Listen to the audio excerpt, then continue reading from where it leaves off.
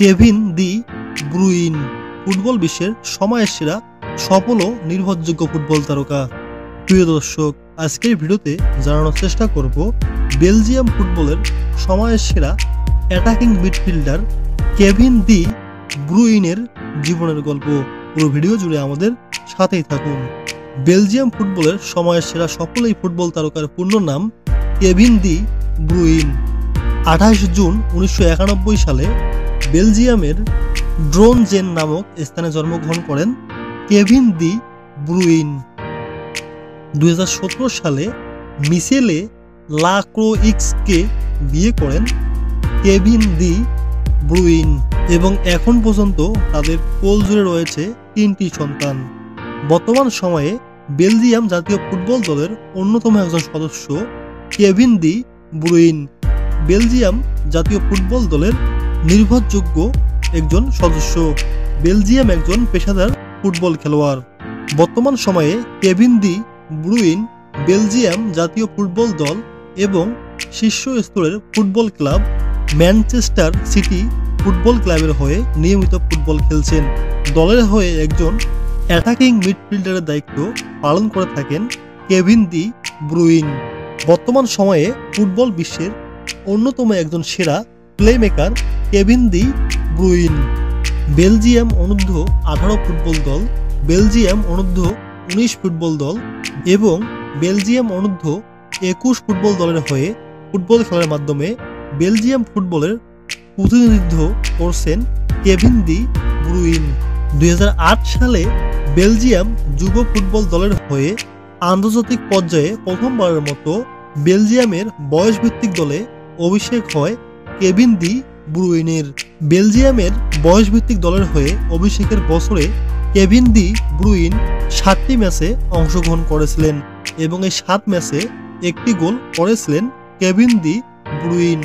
বেলজিয়ামের বয়সভিত্তিক দলের হয়ে কেভিন দি ব্রুইন প্রায় 3 বছর ফুটবল খেলেছিলেন এবং এই 3 বছরে কেভিন দি ব্রুইন বেলজিয়ামের বয়সভিত্তিক দলের হয়ে সর্বমোট 19টি ম্যাচে অংশগ্রহণ করেছিলেন এবং এই 19টি ম্যাচে বেলজিয়ামের যুব দলের হয়ে 2টি গোল করেছিলেন কেভিন দি ব্রুইন।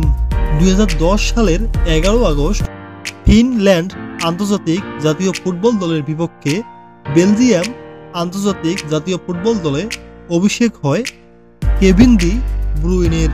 দুঃখের বিষয় হলো সেই ম্যাচটি বেলজিয়াম জাতীয় ফুটবল দল 1-0 গোলের ব্যবধানে হেরে যায়। 2014 ফিফা ফুটবল বিশ্বকাপে দলে নিয়মিতভাবে খেলেছিলেন কেভিন দি ব্রুইন। সেই 2014 ফিফা ফুটবল বিশ্বকাপের প্রথম ম্যাচে আলজেরিয়া জাতীয় ফুটবল দলের বিপক্ষে একটি অ্যাসিস্ট করেন এবং ম্যান অফ দ্য ম্যাচ নির্বাচিত হন কেভিন দি ব্রুইন। 2014 সালের 10 অক্টোবরে উয়েফা ইউরো 2016 বাছাই পর্বে অ্যান্ডোরা আন্তর্জাতিক জাতীয় ফুটবল দলকে 6-0 গোলে হারায় বেলজিয়াম জাতীয় ফুটবল দল এবং সেই ম্যাচে কেভিন দি ব্রুইন জোড়া গোল করেন। বেলজিয়াম জাতীয় ফুটবল দল ছাড়াও কেভিন দি ব্রুইন খেলেছেন একাধিক ক্লাব ফুটবলের হয়ে।